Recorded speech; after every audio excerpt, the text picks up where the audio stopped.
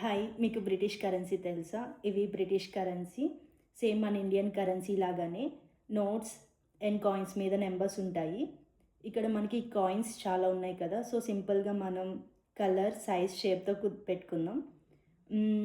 So, ఇవి వచ్చేసరికి copper, ఇవి సిల్వర్ అండ్ ఇవి గోల్డ్.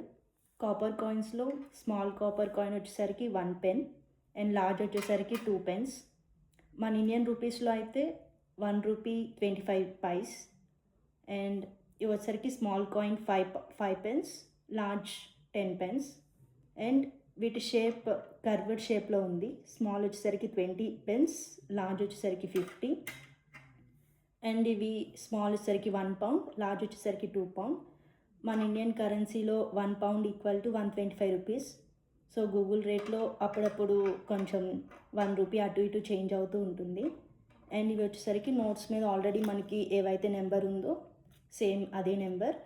అండ్ ఇక్కడ ఆల్రెడీ కాయిన్స్ మీద నెంబర్స్ ఉన్నాయి కదా, మళ్ళీ మనం ఎందుకు గుర్తుపెట్టుకోవాలి అంటే, సో పార్ట్ టైమ్స్లో కౌంటర్ దగ్గర వర్క్ చేస్తున్నప్పుడు కస్టమర్స్కి మనం క్విక్గా కాయిన్స్ తీసి ఇవ్వాలి అంటే, సో ఇలా కలర్, సైజ్, షేప్తో గుర్తుపెట్టుకుంటే మనం ఈజీగా తీసివ్వచ్చు. నేనైతే స్టార్టింగ్లో కన్ఫ్యూజ్ అయ్యాను. సో మీరు కూడా ఇలా కన్ఫ్యూజ్ అయ్యి ఉంటే కింద కామెంట్ బాక్స్లో కామెంట్ చేయండి. Thank you.